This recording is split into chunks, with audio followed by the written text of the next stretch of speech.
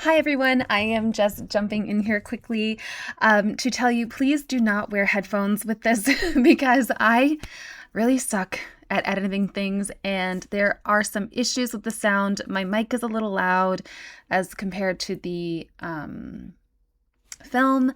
At some point, the film shifts and becomes louder, so it would be very, very jarring to watch with headphones on or earphones in. If you must, then I would suggest, you know how you can put them like over your head, but you actually like wear them on your temples? I would suggest wearing them on your temples.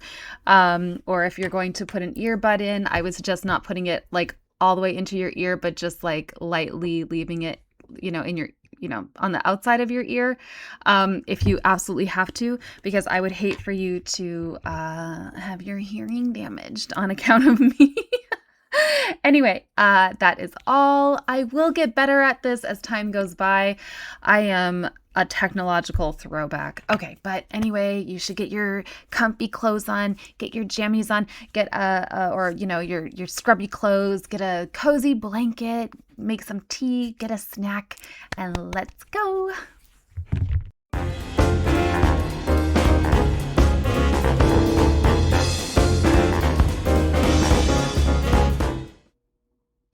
Good evening and welcome to our very first Silver Screen Sunday. Tonight we're stepping into the shadowy hall of the Oaks, which just happens to be the spooky old mansion from our 1959 The Bat, a stylish mystery thriller directed and adapted by Crane Wilbur.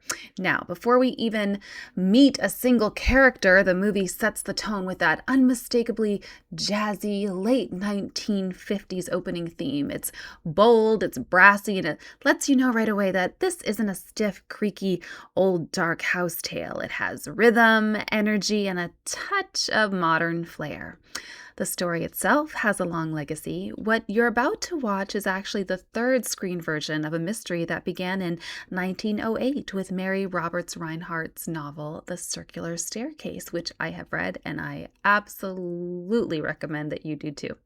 It was later adapted into the 1920 stage hit, The Bat, and Hollywood brought it to the silent silver screen in 1926, and again, this time with sound in 1936, before giving it this 1959 remake, the one with a mid-century edge and that unmistakable atmosphere.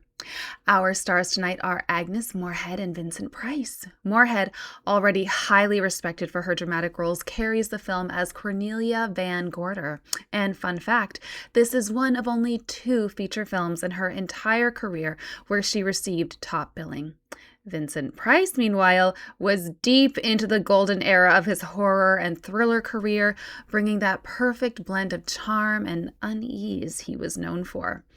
There's also a bittersweet footnote in the cast. Darla Hood, beloved from her childhood in the Our Gang or Little Rascals shorts, appears here in her final on-screen role and her only film appearance as an adult.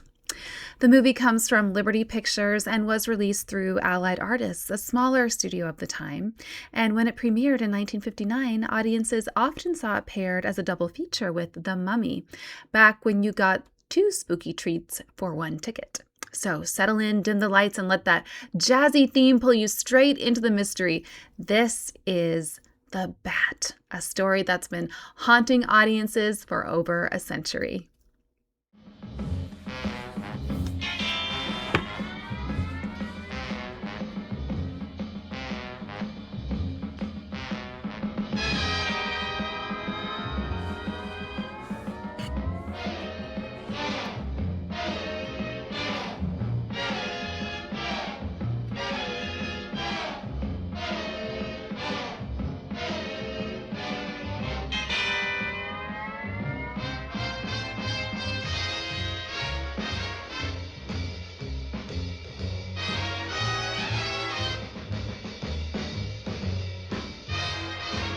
Such a great theme. Oh my gosh.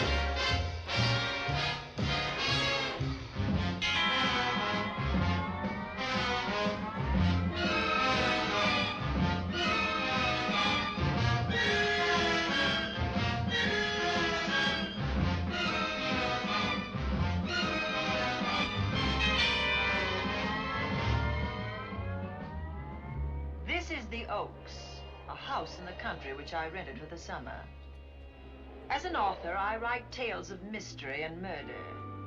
But the things that happened in this house were far more fantastic than any story I've ever had published. I brought a staff of servants from my city apartment, and my maid Lizzie Allen, who had been with me nearly 20 years.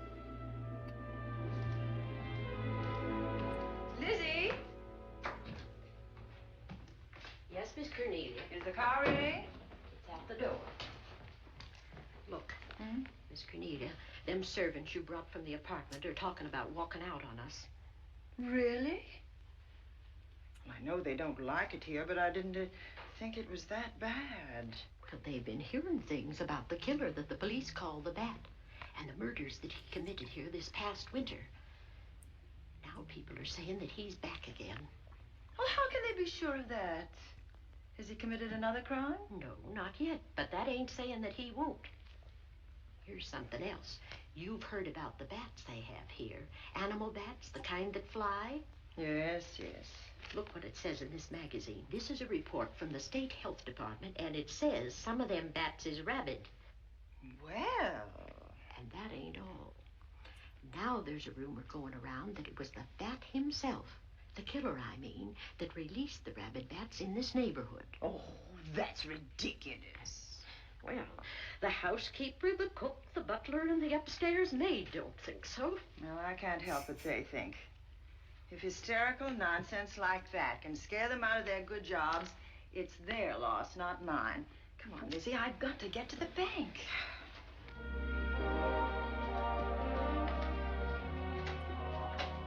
Drive directly to Zenith Bank, Warner. I'm afraid we'll have to hurry. It's near closing time. I'll get you there, Miss Van Gorder.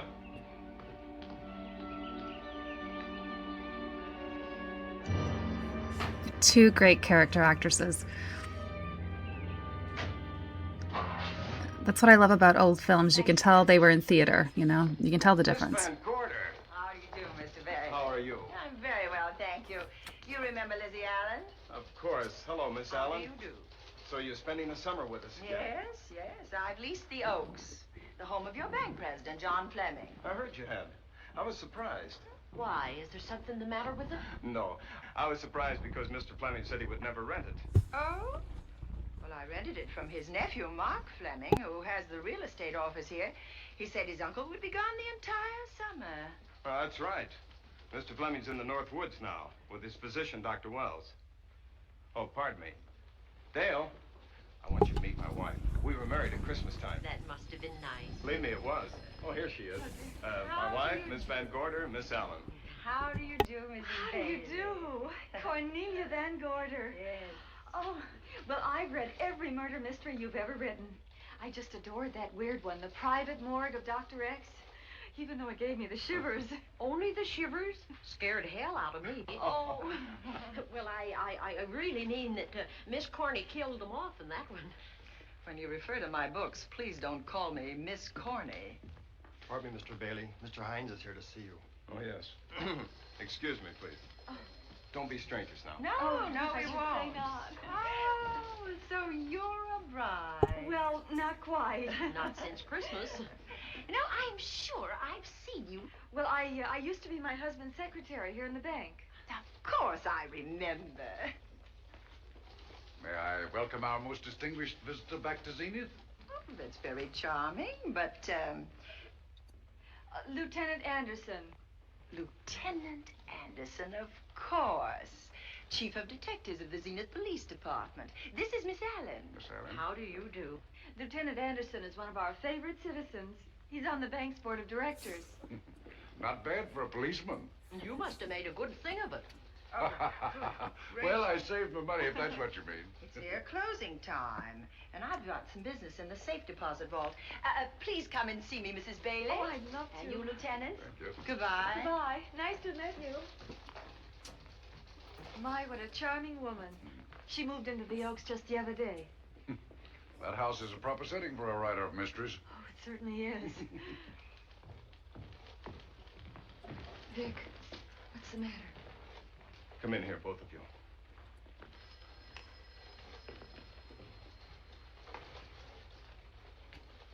Andy, we're in trouble.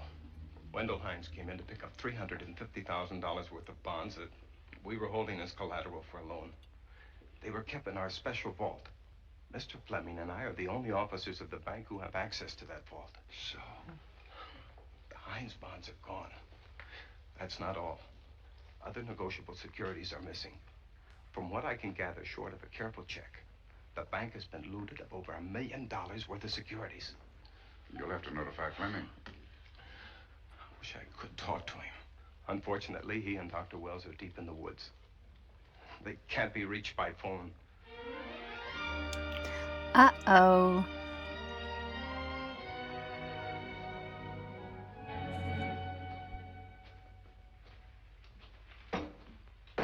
What is it?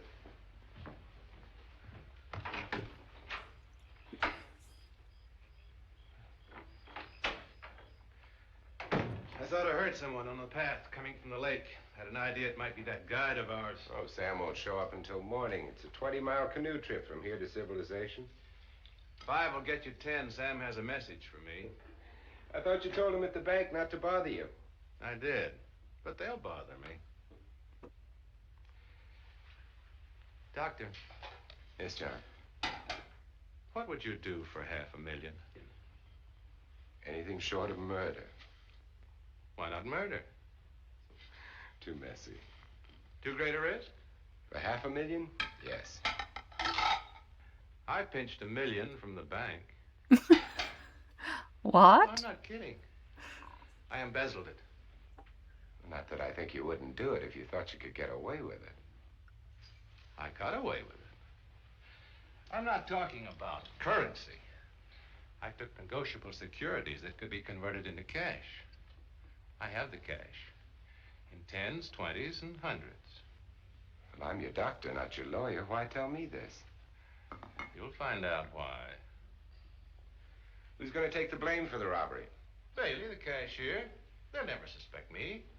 I like Bailey. Well, so do I. I love the guy. I gave him his first chance. He has a lovely little wife. Charming girl. Was the best man. Where's the $1 million? In my family's tomb in Zenith. In the crypt with my father's casket. I don't buy that, John. No? No. You forget that I had you in charge when you were a very sick man. When you raved in delirium. And I heard you talk about a hidden room. Now, where else could you put a hidden room except in that mansion you built? That white elephant you call the Oaks. Look, everyone knows I have a bad heart. Oh. Now, who would doubt it if you wired the bank directors that my heart had failed? That I had fallen from a great height here in the woods. And that I was badly smashed up. You could ship the body back for burial and instruct them not to open the casket due to the condition of its contents. Well, you realize, of course, that we'd have to have a body to put in that casket, which means that we'd have to deal with an undertaker at this end. Of course. Well, where do we get a body? Couldn't we provide one of our own? How about Sam? Sam, our guide? Sam weighs about as much as I do. He's practically a hermit. He wouldn't be missed for a long time. The local undertaker would know him. Not if we made him look as if he'd been in a serious accident. But if Bailey's going to take the blame, why'd he have to do this? The jury might acquit him. In that case, I'd be a logical suspect. I could disappear, of course, but it's safer if they think I'm dead. Oh. What is this? What if I don't go for this deal? In that case, it would be too bad. You mean you'd kill me? What else could I do? Now that I've told you about the $1 million, I'd say you were shot in a hunting accident. Now, look, Doctor. If you can find another body instead of Sam's, it's all right with me. There's $500,000 in it for you. I'll do my best. I smell smoke. So do I. What's that noise? Look, Doctor. The woods are on fire. It's coming this way. We've got to get out of here. Out the back way. We will. As soon as I provide that body we were talking about.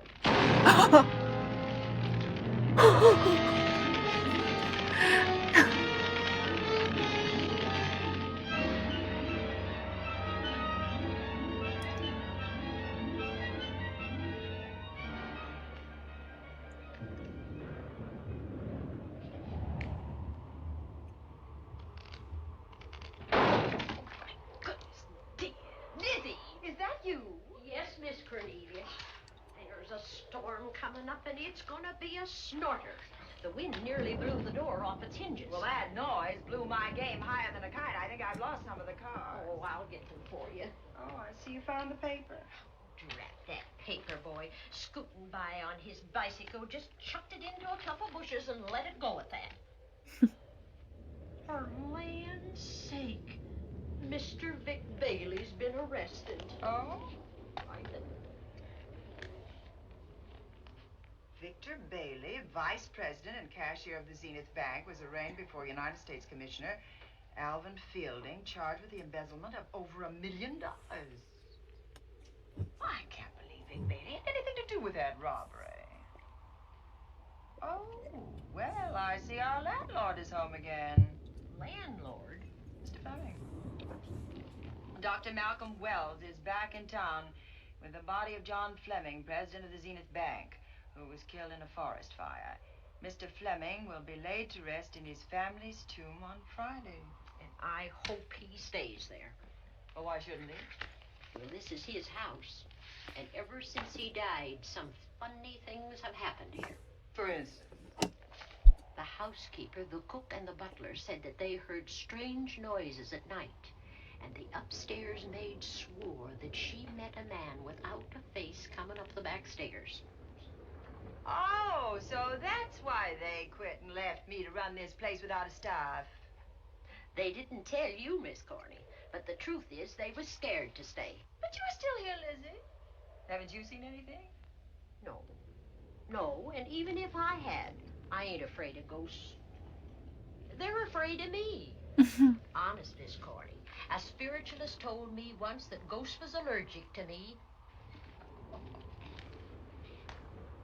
But this bat feller they keep talking about in the paper, I guess he'd be different.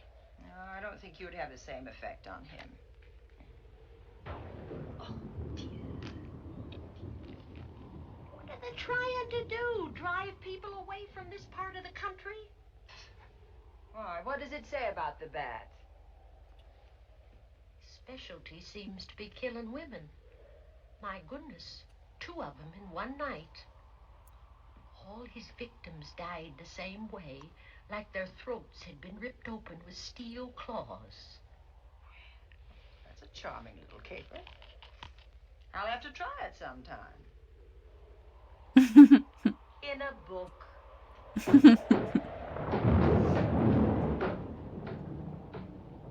That ain't nothing, just something bumping against the house.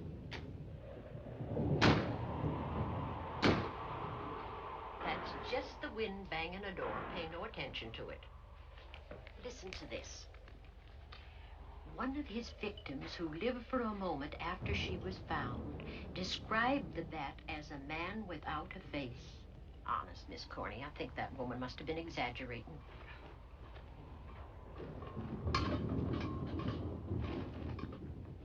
That's just that heavy tapestry at the top of the stairs. I know. I've heard it before on a windy night. That sounds as if there was someone on the stairs. I know there isn't. At least there shouldn't be. There ain't. Them's just the noises you hear in any old house on a windy night. It says here that the bat never leaves no fingerprints. That's understandable. Having no face, he probably has no fingers either. Lizzie!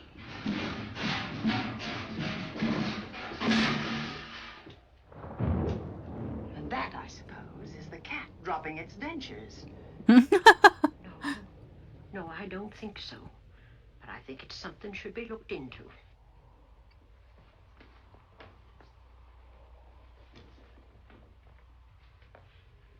Who chucked him down here? The wind, I hope. There must be a window open up there. No, Lizzie. Let him lay. Let him sleep it off. I hope the power lines don't go down, put the lights out. Now, we'll check the windows in the living room and draw the curtains, and then we'll go to bed. Yes, ma'am.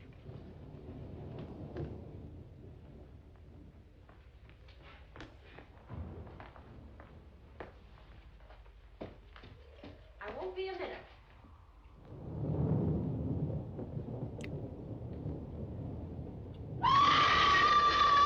Gordy! Oh! What's that? Oh, when I went to get the tape, I turned the latch off. I forgot to turn it on again. He's out there. He was coming in.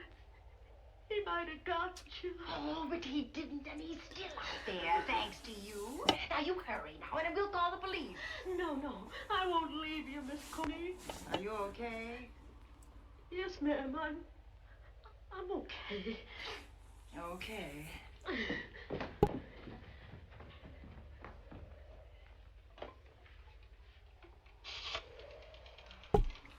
Operator, give me the police department, please. Zenith Police Department. This is Cornelia Van Gorder. I'm living at the Oaks. We know about that, Miss Van Gorder. Just a moment ago, a man tried to force his way into this house. You're not alone there, are you? What about your servants? Well, I have none except my chauffeur, and he's away. He won't be back until the morning. Now, there's only 2 of us here tonight, and we're going to lock ourselves in my room. Now, if any of your men see anything, will you have them call me? I'll send officers over there right away. Well, thank you very much. Come on, Lizzie. We're going to sleep in my room.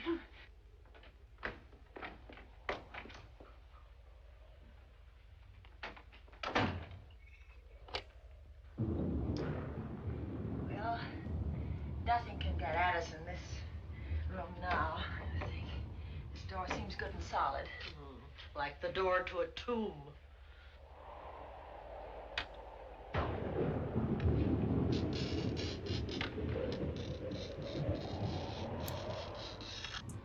I think that couch will be comfortable. There's some extra bedding, you know. Yes, ma'am. Closet. Let's see now.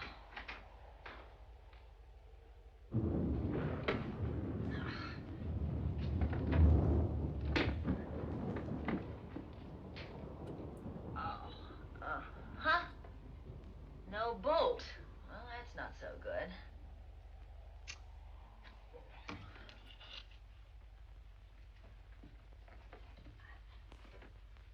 Oh, what's that for? That, my good woman, is a booby trap. If anybody tries to open this transom, this will be knocked off, and we'll hear it fall.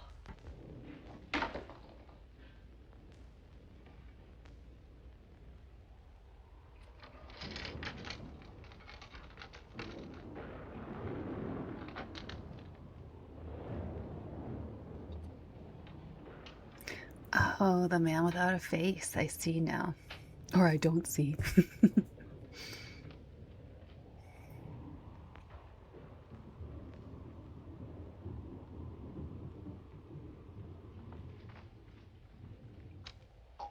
Fiddlesticks.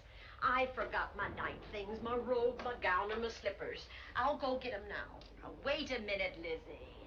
I'll go with you. Now, don't you bother, Miss Cornelia. My room's just down the hall. Lizzie, I told you to wait. It's all right. I'll only be a second. Get in here. Get in here.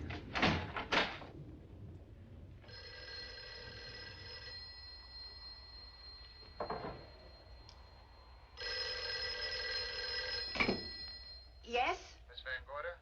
Yes? Zenith Police Department. There's a police car just outside your house, and the officers in it have reported that there's no sign of a prowler anywhere on the grounds. Well, the man's inside now. He's in the hall, just outside my bedroom. Have your men break through the kitchen door and search this place from top to bottom. Okay, Miss Van Gorder. Sit tight. I will. I have a gun, and I know how to use it.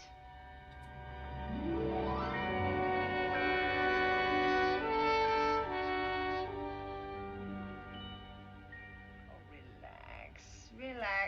the police did a good job. They couldn't find anybody in here. We both saw him, Miss Cornelia. All right, so he got away. But there are men on guard outside, so I'm just trying to get some rest. There's nothing can get at us here.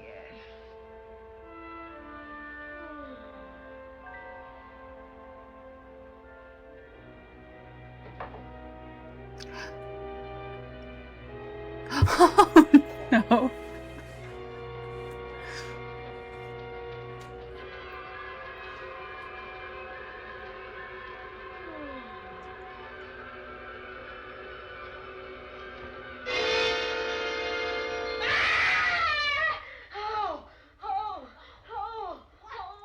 Miss Cornelia! Miss Cornelia! What's the matter? Oh, nonsense. You've had a nightmare. Maybe I did. But there was a bat in it, and it bit me. And it flew in that closet. Oh, good gracious, Lizzie, you're right.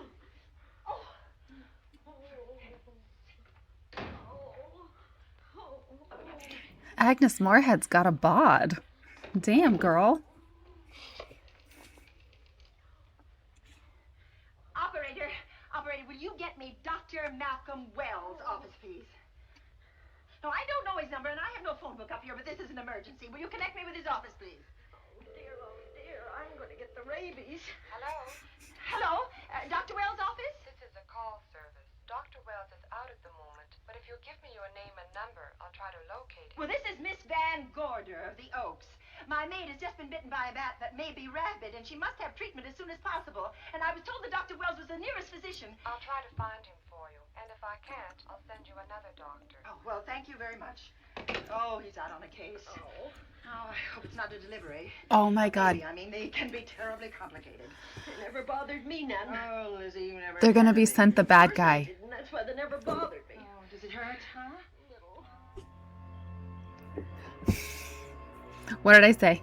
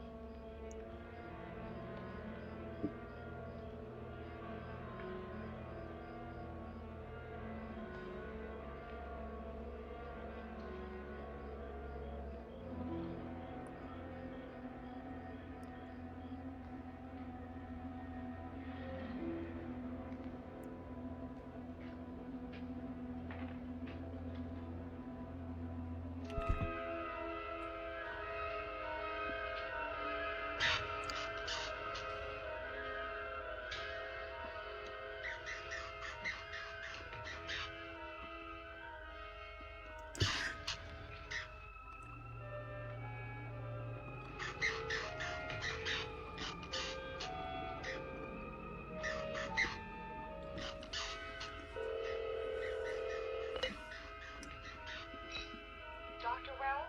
Are you there, Dr. Wells? Are you there, Dr. Wells? This is the operator. Your call service is on the wire. It's an emergency. This is Dr. Wells. This is your call service, Doctor. Oh, hello. I was just doing an experiment. I left the receiver off. That's what I thought, but I kept trying. Miss Van Gorder at the Oaks called and said that her maid had been bitten by a bat, and she's afraid it might be rabid. What? Oh, all right. Tell her I'll be right over there.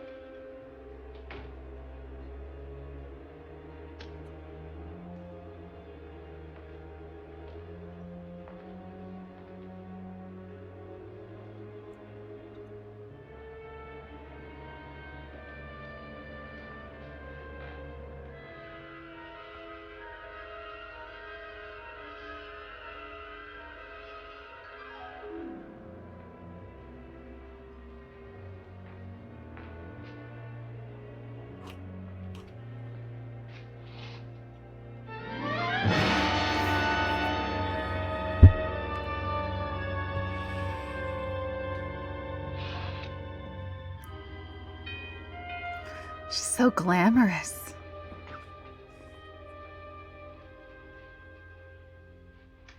Who's there? Dr. Wells. Come in. Good evening. Oh, I'm so glad they found you, Doctor. Well, I reached my office shortly after you called. How is your maid? Is she in any pain? No, she doesn't seem to be. Did the bat get away? No, I believe it's still in my bedroom. Oh, good. I'll want to examine it. There you go, Miss Allen. Now you feel better?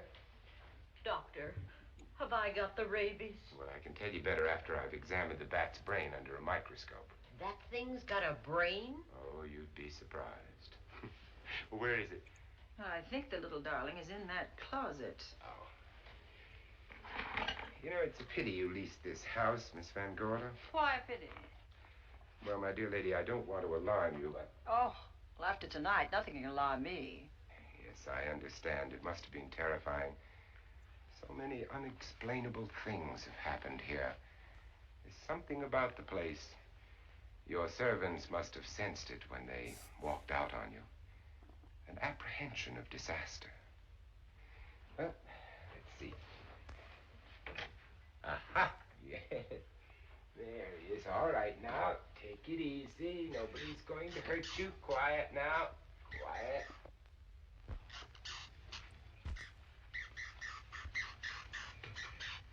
He looks quite normal. Doesn't seem to be sick at all. Oh, ain't that nice? I've been worried about him. Well, you should be. From his appearance, I'd say that he doesn't have any infection. In which case, you've had a narrow escape. Now, you take one of those tablets I left for you, and I'll guarantee you a good night. And I'll drop in on you tomorrow. Oh, thanks for everything, Doctor. Now, don't worry, I can find my way out. Oh, I know you can, but do let me help you. Oh, don't forget that once I'm gone, you'll have to climb those stairs alone. Oh, I'm all right. I'm armed now. Can you, shoot one of those things without shutting your eyes? Oh, Doctor, there are guns in every book I've ever written. I don't write about things I'm unfamiliar with. Lock the door, Lizzie. Good night. She's a baddie. I love her. Accident? No, the wind blew him down. Oh. I think.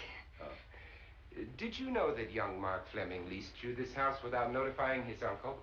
No, I didn't.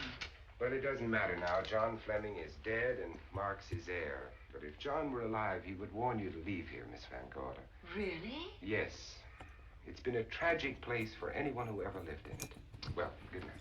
Good night, Doctor. Who's out there? Nobody you need worry about, Doctor. Oh, it's Andy.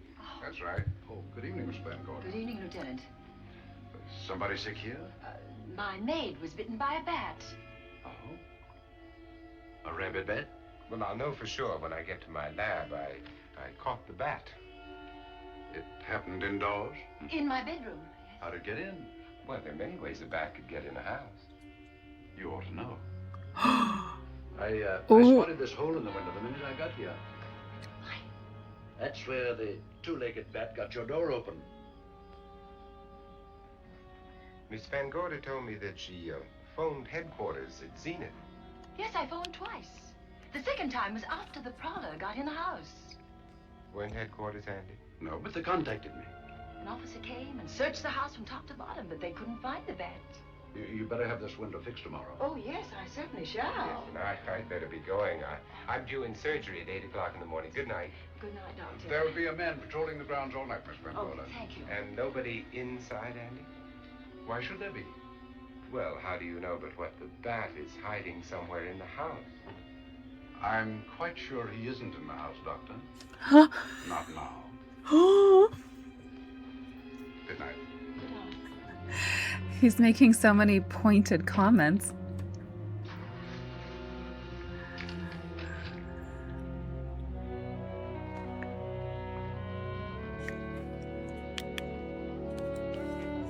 I love this guy. Hi, Andy. Hello, Mark. Well, congratulations. Real estate business must be picking up. New office, new furniture. New deal. How do you like it? It looks expensive. Are you squandering your inheritance? Oh, I haven't got it yet. The paper says John Fleming left his entire fortune to you. Funny thing about that entire fortune is that we can't find it. No kidding. Oh, all Uncle John had in his bank account was a couple of $100. And his safe deposit box was empty. If we don't find that missing million, mine will be empty, too. How come?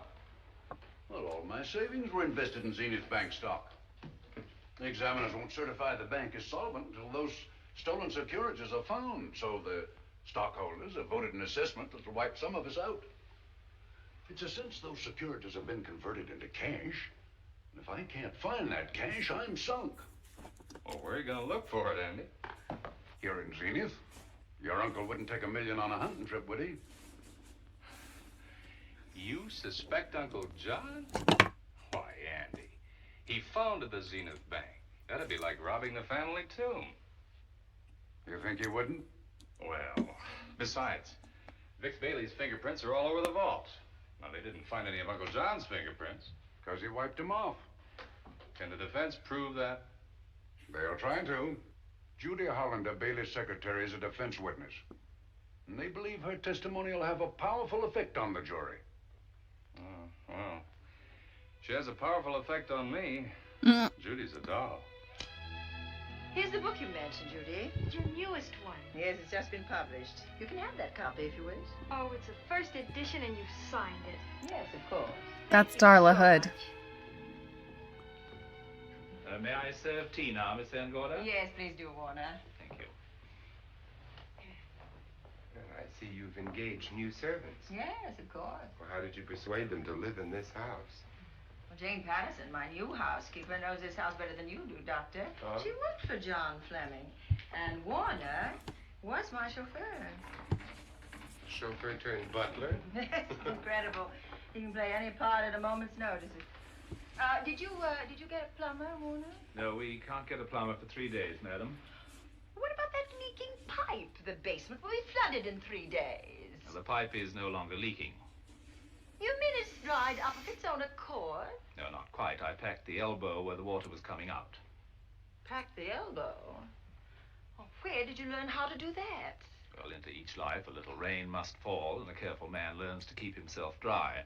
Now, is there anything else that you require, Miss Van Gorder? No, not at the moment, Warner. Thank you, madam. Now, there's a character. How long did you say that he worked for you as chauffeur? About 3 months. Well, I hope he doesn't have a police record. My dear Dale, it may interest you to know that the last night of his life, John Fleming told me that he loved your husband like a son. If Fleming were alive today, he would be fighting to prove Vic's innocence. Could Mr. Fleming prove his own innocence? Miss Van Gorder, can there be any doubt about it? There will be when Miss Hollander testifies at Vic's trial. Oh? You know something that we haven't heard yet, Judy? Something I saw with my own eyes. She's not permitted to say what it was. My dear girl, I wouldn't think of asking her. But let's assume for a moment that Fleming did steal the $1 million. Now, what would he do about it? Where is it? Hidden someplace where he could lay his hands on it without getting caught in the act. Now, if I was writing this, instead of living in the middle of it, I'd hide it right here in this spooky old house. Under a loose floorboard or up a chimney? If Mr. Fleming had the nerve to steal $1 million, he'd make his plans well in advance. I'd say he'd prepare a place to hide it. Possibly when this house was being built. Now, I rented this place from Mark Fleming, his nephew. I wonder if he'd have the floor plans. I'll ask him. Yes. Lizzie, will you bring Mrs. Bailey the phone? Oh, you ask him now. Okay. His number is Summit 7537. Oh, thank you, Lizzie. Summit 7537. Not bad, eh, Andy? That means new business. Now, you see, somebody wants to buy a house. Mark Fleming speaking. Oh, hello, Dale. Well, hang on a minute, honey, while I see if I have him. It's Dale Bailey, all excited. Miss Van Gorder wants to know if I have the floor plans of the Oaks. Now, what would she want with the floor plans? Well, she suggested to me that your uncle might have hidden the bank loot there. Are the plans here? Somewhere in the house itself. Wait a minute, there is a place where Uncle Johnny might have kept those blueprints. What place? Well, I heard him talk about it a good many years ago. I can't be sure of the exact location. Anyway, I don't think the old boy had the guts to steal $1 million. But if I find those plans, I'll let you know, Andy. Hello, Dale. Look, honey, I haven't seen those plans since I was a kid, but I'll come over tonight and maybe we can find them. Thank you, Mark. We'll expect you. He seems to think they're here in the house somewhere. He's coming over tonight. Well, that's good. Dale and Judy are my house guests for the weekend. Would you like to have dinner with us tonight? Oh, no, thank you. I couldn't. I still have a few calls to make. You know, if Judy's testimony is going to clear Vic Bailey and implicate John Fleming, others may get the idea that there's buried treasure in this house. Don't even mention your testimony until you're actually on the stand. Oh, I won't. That's a smart girl, Judy. And a very lovely girl. Well, good afternoon, ladies. Goodbye, Doctor. Dr. Willard. Come on, girls, let's go.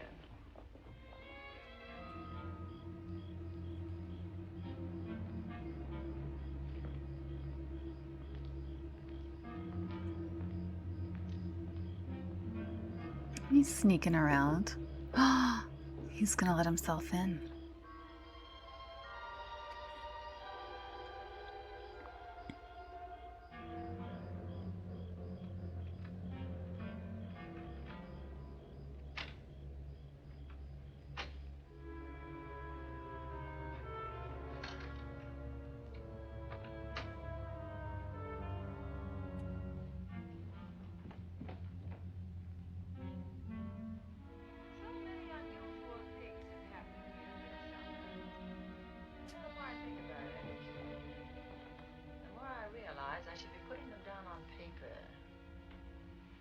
Weren't you your husband's secretary, Dale? Yes, I was.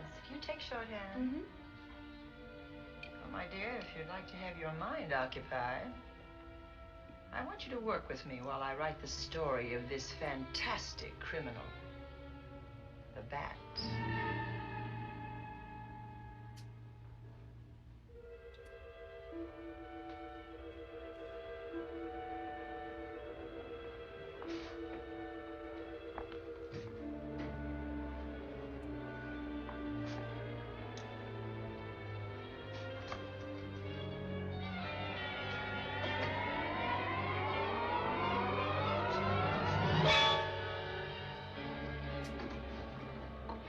He knew all along where the plans were. That dirty dog.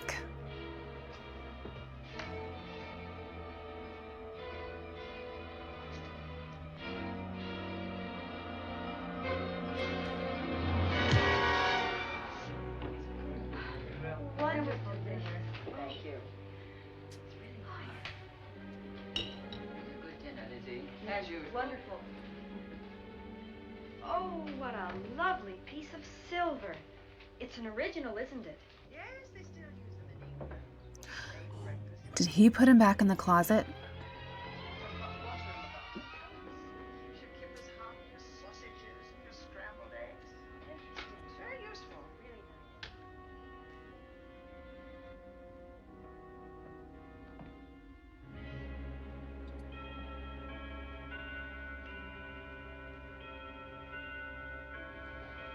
Clock hasn't struck the hour in the last 10 years, if I'm to believe what Mark Fleming told me. Why is it angled away from the wall like that? I don't know. Somebody must have moved it. Lizzie, very likely when she was dusting. Wait a minute. Did you know there's a door in this paneling? No, I didn't. Oh, my gracious, so there is. Maybe it opens to a secret passage. Oh, certainly to a secret something. Who knows, girls? We'll be about to stumble on that missing million. Oh. There's a panel. There must be some gimmick to it. There always is. Yes, yes, move. Oh.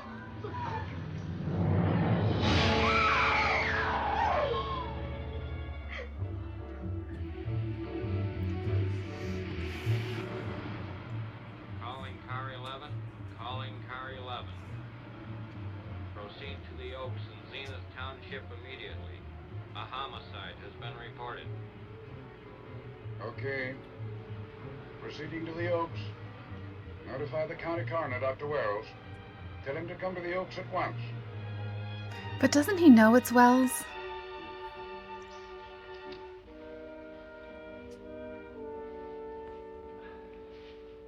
Horrible. As if his throat has been torn by some creature with fangs or claws. That's his sign. We found it on the others he killed. I'd hoped those reports that he was up to his old tricks again were pure imagination, but apparently they're based on fact. He's come back. Back to the scene of his kills. Yes, that's who I mean. That's who did this. The bat. Who found Mark? We all did. And it's Dale and Judy and I. Lizzie was in the dining room. This is my new housekeeper, Jane Patterson. You know, she worked for John Fleming.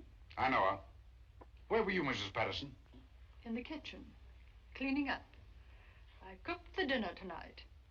Did you know that the secret closet was here? No. It was behind the grandfather's clock. Well, it was I who found it, really. Noticed the clock had been moved and the door wasn't quite closed. I'll get it.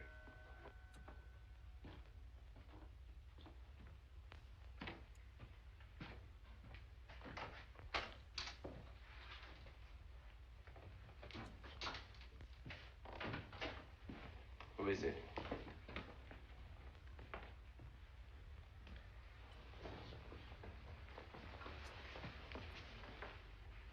Mark Fleming.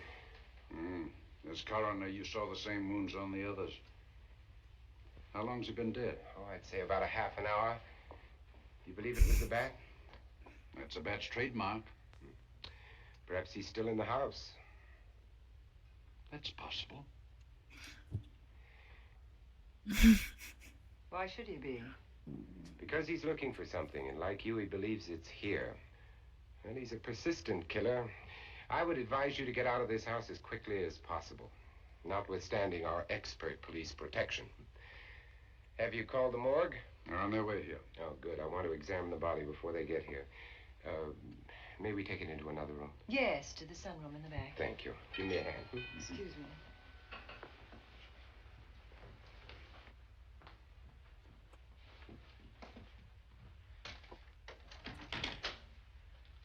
Oh, Warner, where have you been?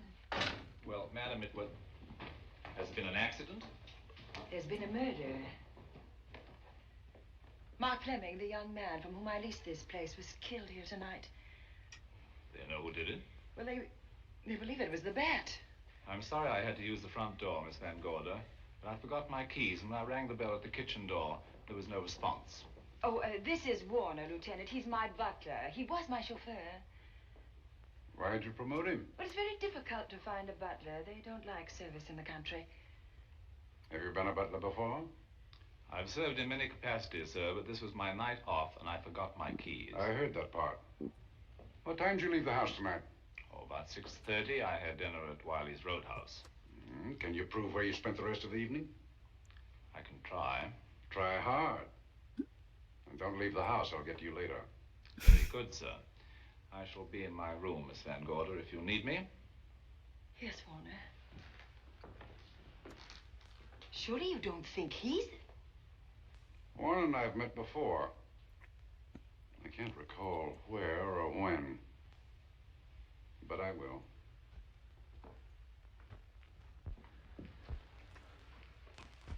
There'll be a crew here shortly from headquarters, dusting for fingerprints, taking photographs. But in the meantime, Mrs. Patterson, you aren't leaving the house tonight, are you? No, Lieutenant. Don't. I'll talk to you in the morning. Good night. Good night, sir. Good night, Miss Van Gorder. Dale, I was with Mark Fleming this afternoon when you talked to him about the floor plans of this house. I heard him tell you he was coming here tonight. Dale called him at my request. She told me he was coming. Who else should I tell you that? Judy, Lizzie. And that nice Dr. Wells. Dr. Wells. There are a few killers who kill for the fun of it. The bat very likely is a mental case, and I'm convinced that his crimes are motivated by his mania for personal gain. There's $1 million at large, and he's going to keep on hunting for it until he lays his hands on it. Now, these young ladies are staying here tonight? Yes, they're my house guests. Well, when my crew arrives, we'll be busy for a while, so I'd suggest that we go to our rooms? That's a very good idea. Come on, girls. What about a police guard for this house tonight, Lieutenant? You've got one. I'm going to cover this place tonight from the attic to the basement. If the bat makes another call, I'll have a little surprise for him. Who is he? Have you any idea?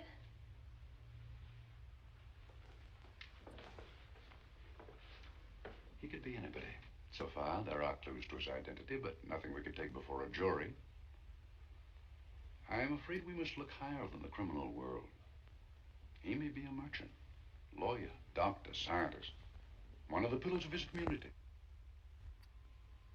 Ladies, lock your doors tonight. Stay behind them. I promise you you'll be safe. Good night. Good night, Lieutenant. Good night.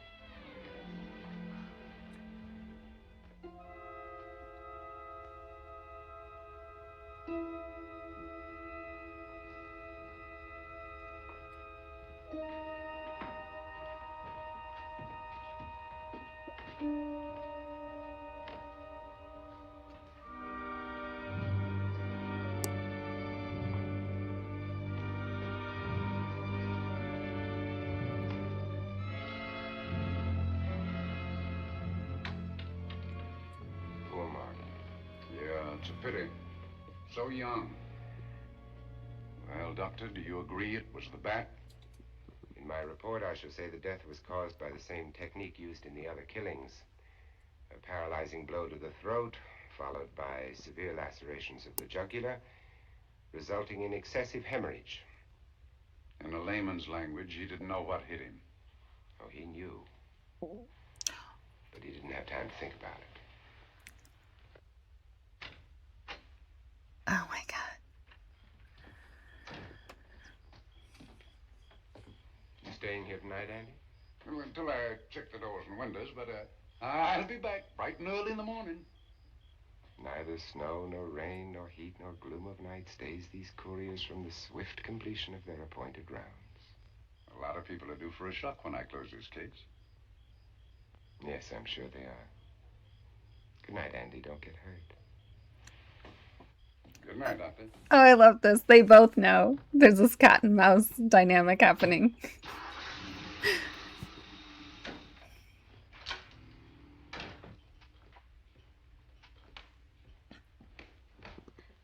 You know, I think we'd better let you get some sleep. Oh, Lizzie and I share this room for mutual protection.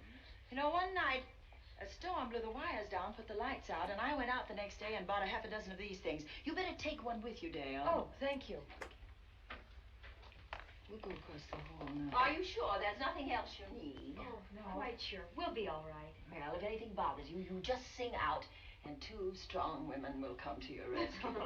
Oh, nothing will bother us. Not with Andy on the job. Well, good night. Good night, girl. See you in the Don't morning. worry, everything will be all right. Be long. Good night. Good night.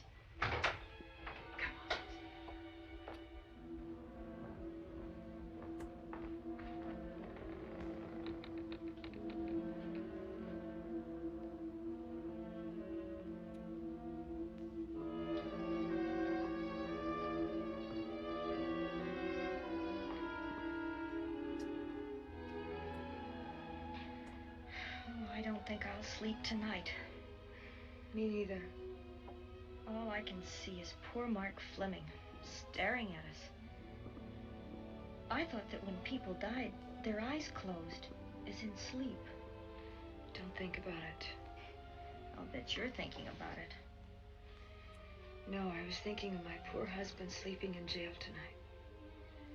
Oh, Judy, I love him so much.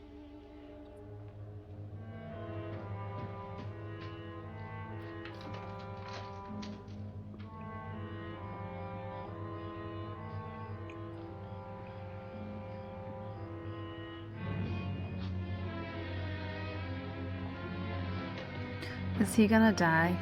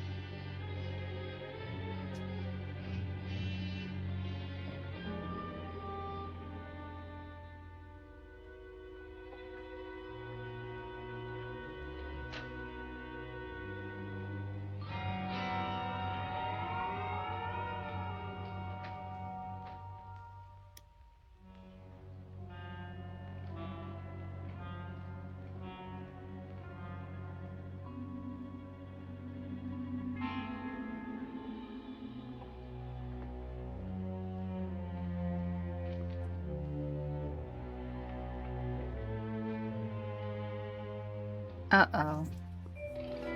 Cutting the phone line.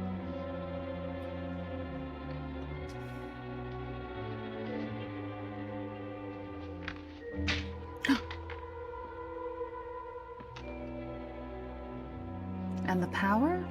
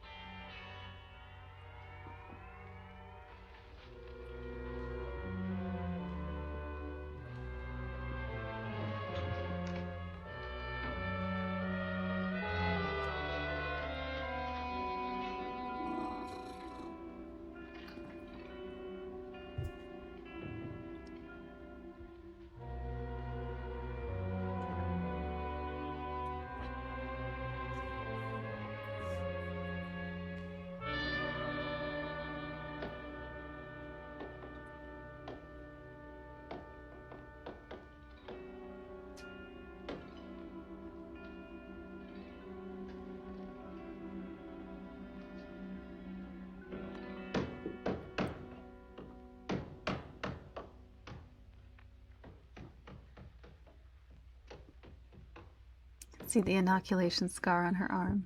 It's cute.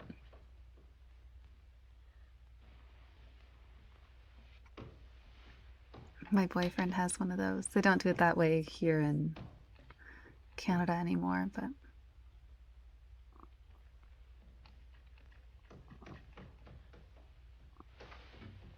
What's that noise? Oh, I don't know. I kind of fell half asleep. For a moment, I thought it was something from a dream. It's somewhere in the house. Yes, on the floor above. Not directly over us. Probably a room overlooking the driveway.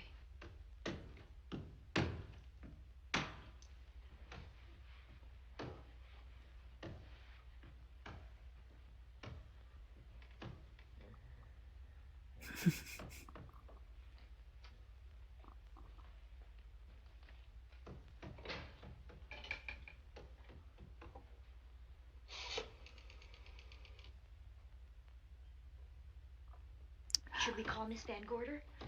She'll hear it. How can she help but hear it? Besides, we don't want her to think we're a couple of hysterical women. Well, I'm about to become one. I had it for one night. Dale, you're not going out in that hall. I want to know what's happening up there. But Lieutenant Anderson said if we stayed behind our locked doors, we'd be safe. Vic isn't safe locked up in that jail. Suppose that stolen money is in this house. Mark Fleming seemed to think it was. Maybe that's what somebody's looking for. Oh, for heaven's sake, don't you hear that awful noise up there? Now, Lizzie, you just got to stay awake. The house phone and the outside phone wires have been cut, and we can't get help. Where's that policeman? Oh, I don't know. Something must have happened to him. Now, go on, get on your robe. Oh, Dale, please don't go up there. I've got to. Think what it could mean to Vic. Now, you stay here. Oh, no. If you go, I go.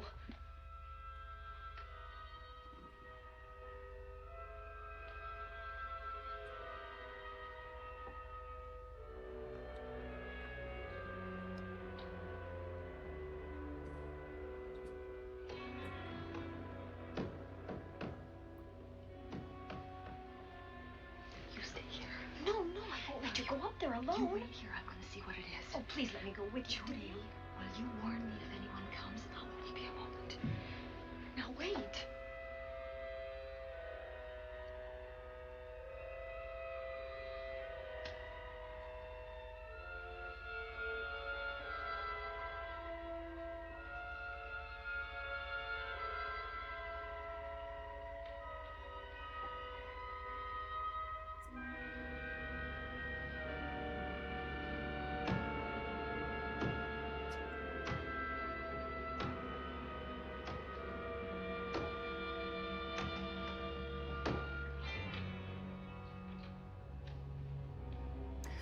get him, girl, get him.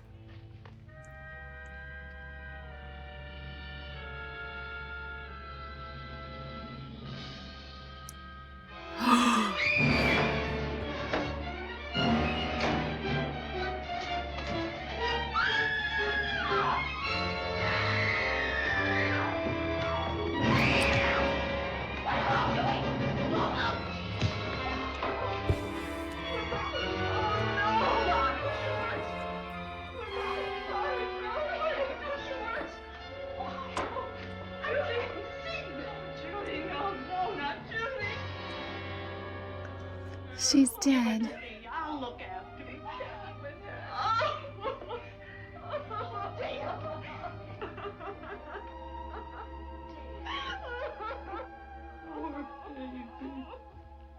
Oh.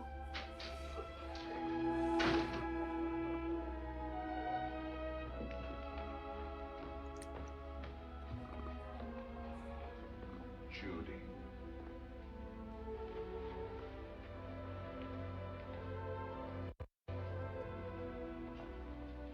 The bat.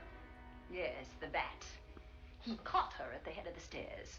We saw him rushing down the stairs as we came out of the room. I hurled that after him. I hit him, I believe. I'm going to cover this place from attic to basement, you said. Well, what were you covering when that poor child was murdered? Where were you? I saw a man outside in the grounds. I went out there and hunted him.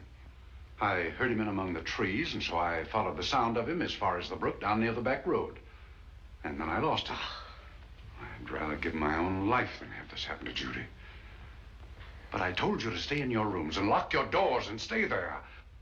What was she doing at the head of those stairs? That was my fault.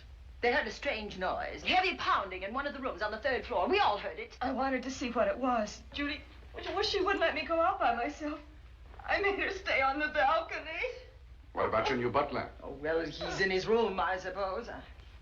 Oh, Mrs. Patterson. Oh, yes. Did you know what happened here? No, sir, but I heard the screams. I went to call Warner. We have rooms on the same floor, but he wasn't in his room. His bed hasn't been slept in. If Mrs. Patterson heard the screams, Warner could certainly hear them. You're quite right, sir. I heard them. Oh, you did? And where were you? Outside in the grounds. Miss Holland has been murdered. No. Oh, so you're surprised. Shocked. Well, I've seen better performances. I remember you now. Your name's not Warner. I've got a circular in my office with your picture on it. The Chicago police not so long ago were hunting for you in connection with the robbery. You're right again, sir. And they found me and they tried me and I proved my innocence and I was acquitted. That could have been a lucky break. Where were you when this child was killed? I told you before, sir. Outside. What were you doing there? I was following you.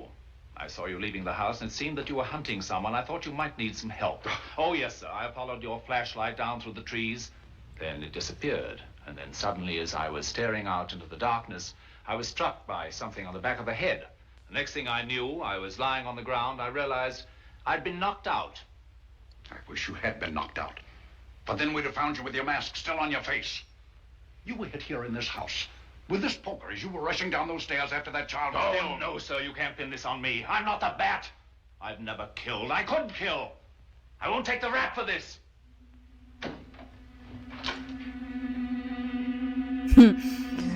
Here's our guy.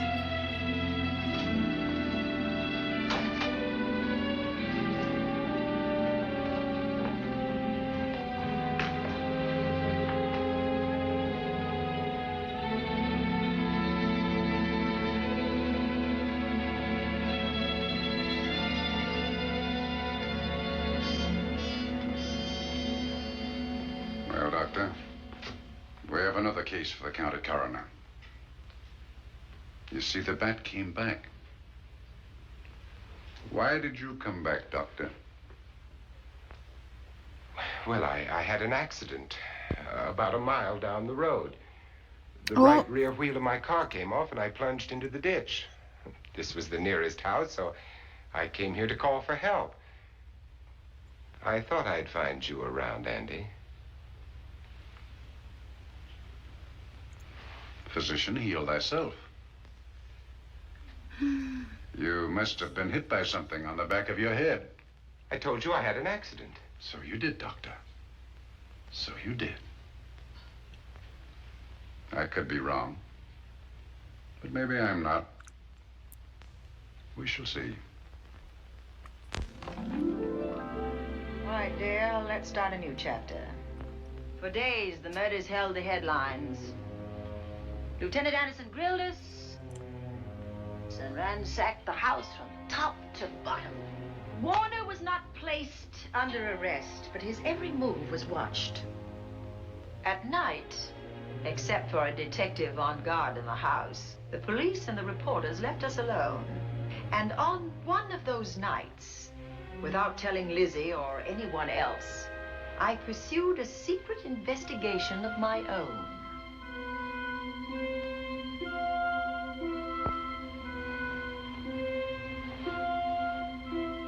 It was in an empty room on the 3rd floor where we kept our trunks and other things.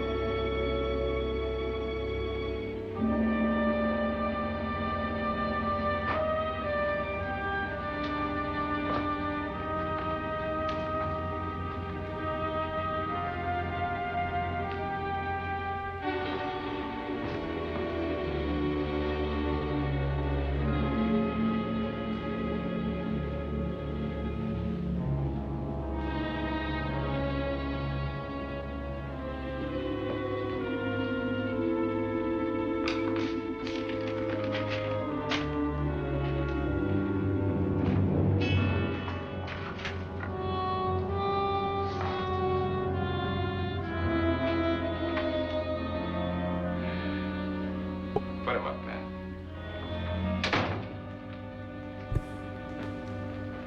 It's a bright idea to kill me in my own lab and let people think that I'm the bat. But you had to kill me first. What was it to be, ambush? And clever as you are, you're not smart enough to do that. Nor were you smart enough to find the money, though you came quite close to it. But I know where it is. And when you're dead with that sign pinned on your chest, I'm going to collect it and live happily ever after. He destroyed himself. How true that will be. Oh, goodbye, Bat. Here's a serum that will heal you whether you're rabid or not.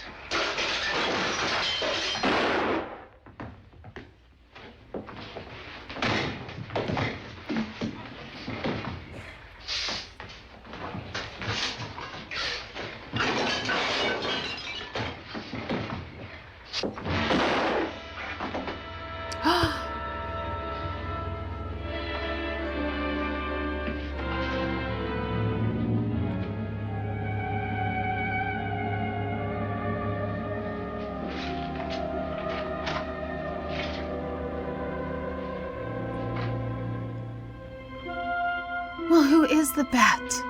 Now I'm confused.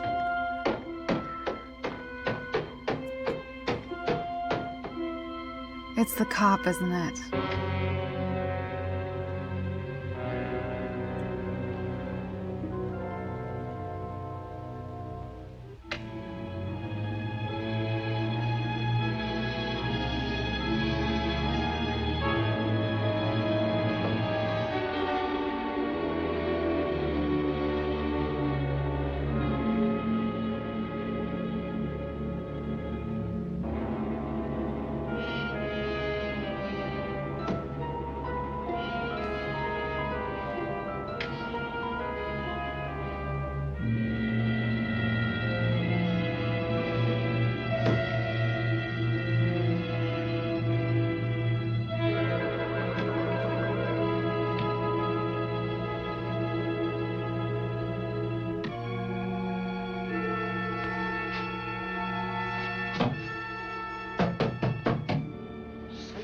wrong.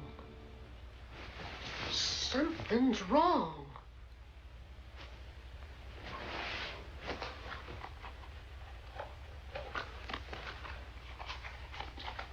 Oh, everyone needs a Lizzie. Cornelia.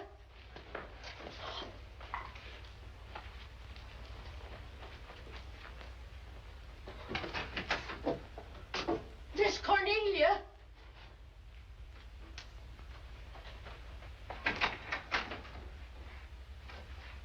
Now, where would she be going at this time of night?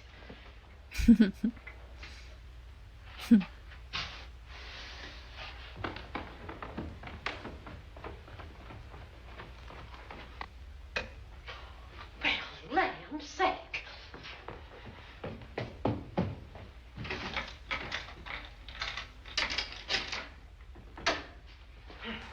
I never. Oh. Mr. Davenport. Mr. Davenport. Oh, a fine thing. The door unbolted, the chain off, and you asleep on the job. Wait till Lieutenant Anderson hears about this. Come on, wake up. What's the matter with you? I don't know. My head hurts. My whole body's numb.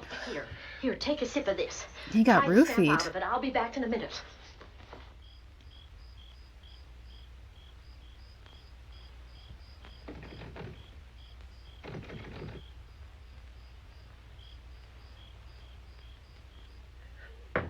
Hurry, will you? It's Lizzie.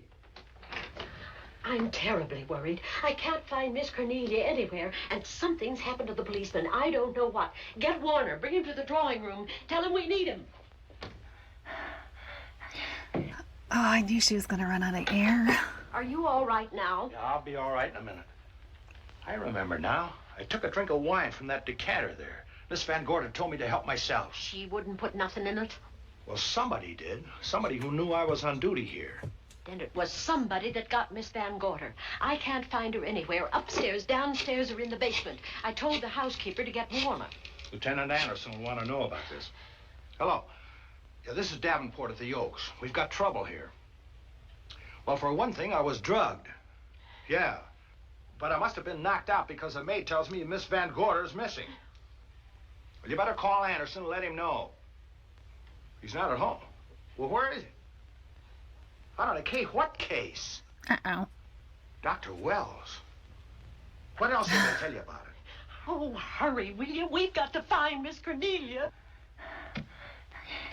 Okay. Lieutenant Anderson She is ran out on of air the case. really fast. Dr. Wells was found dead in a room next to his garage, murdered. Dr. Wells? There's something queer about the killing of Wells, but headquarters won't talk about it. Lizzie, Warner isn't in his room. There's no sign of him anywhere. And I was supposed to keep an eye on that guy. Where's Miss Cornelia? That's what I want to know. Wait a minute. Didn't you say that the chain and the bolt were off of the front door? I certainly did. Well, maybe Miss Van Gorder went outside. Oh, she never would. We better look. I can't breathe. There's no air.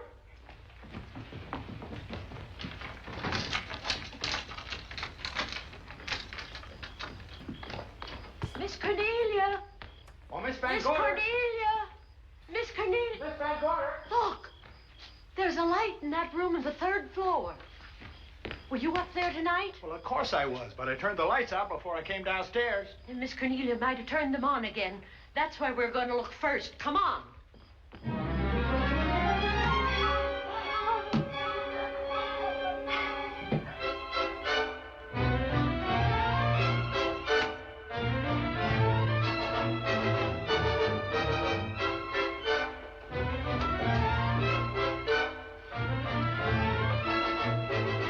Cornelia.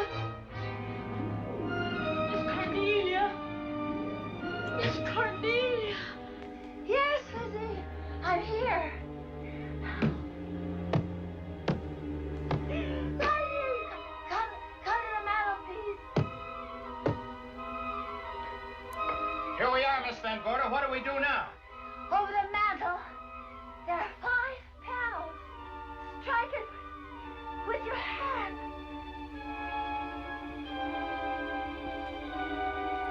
Which panel did you say, Miss Van Gorder? Oh, I can't. Miss Van Gordon, which Oh, come on, dude. She said Try she them tried all. them. What difference does it make which panel? Strike them all. That's what's up.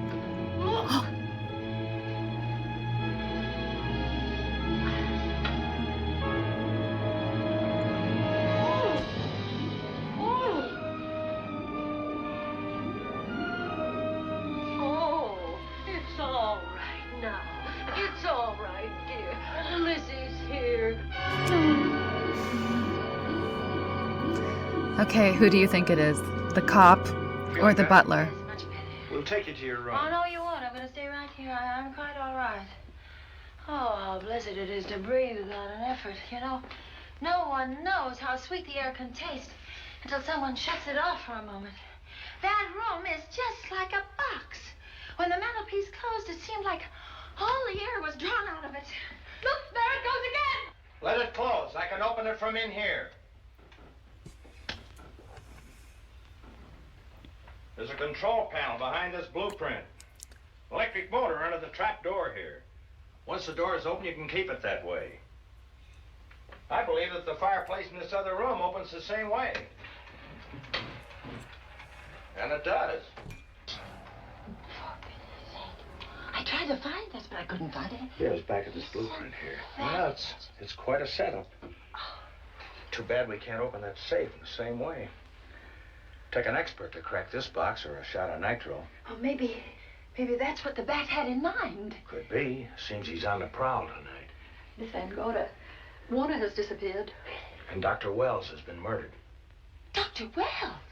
Lieutenant Anderson's on that case right now. Well, does he know what happened here tonight? They got word to him. He'll be here any minute.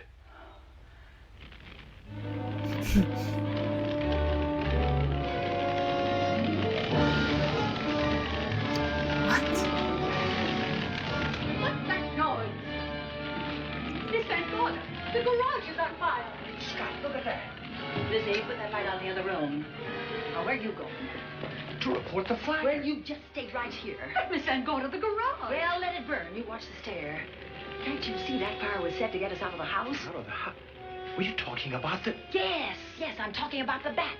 Now that the lights are out, he'll think his trick has worked, and we've gone. He'll be here any minute. Well, so will Lieutenant Anderson. I hope so, but the bat will be here first. And he'll kill again if we're in his way. We've got to be as clever as he is. I love her.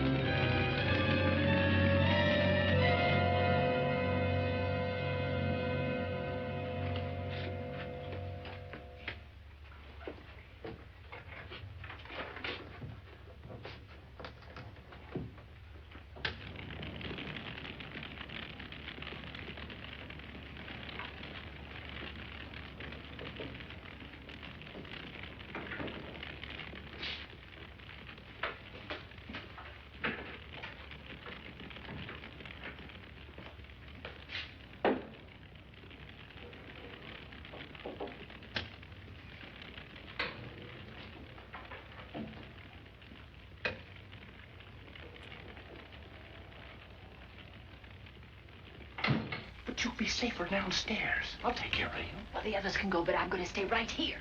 All right, but get out of sight.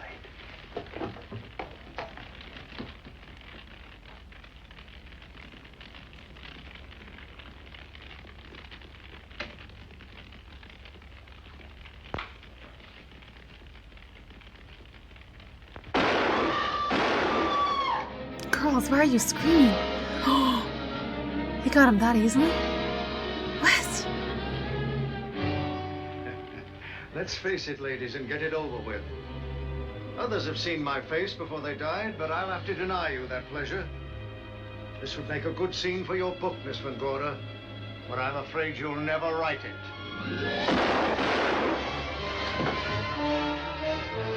That is Warner.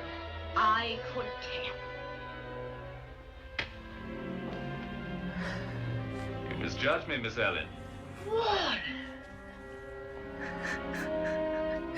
not like being a murder suspect, Miss Van Gorder. I was headed for a plane, but halfway to the airport, I changed my mind and came back. I'm glad that I did.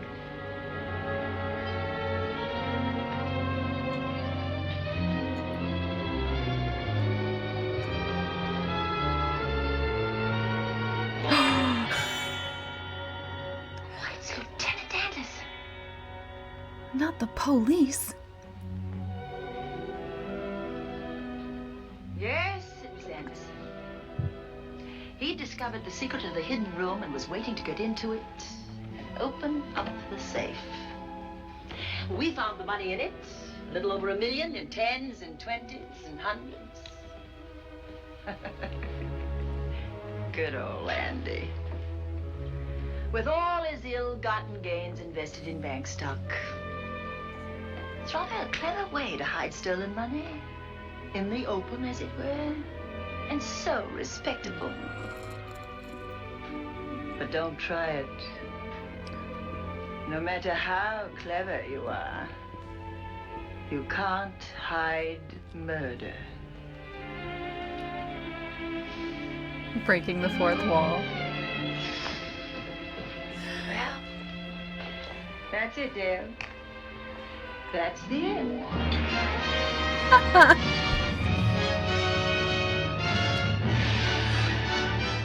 And that's a wrap on The Bat, a shadow-haunted mystery where the halls creak, secrets hide behind wall panels, and every dark corner might just hold the next scream. The house you've just explored, the Oaks, remains one of the film's most memorable characters, a rambling, lonely mansion whose atmosphere does half the work for the plot. Standing beside the star power of Agnes Moorehead and Vincent Price was Lenita Lane, who played the loyal maid Lizzie Allen. Lane's career spanned from the early 1930s to the late 1950s, first on stage, then in film, and includes more than 24 screen appearances. What makes this role especially notable? The Bat is her final film appearance. And here's a little extra tidbit. Lenita Lane was married to Crane Wilbur, the director of this film, from 1936 till his death in 1973. So as you curl up for the rest of the night, spare a thought for the house, the shadows, and the people who give them life. Thanks for joining me for this very first Silver Screen Sunday. Until next time, keep the lights low, the popcorn close, and maybe avoid renting abandoned mansions with creepy pasts. Good night.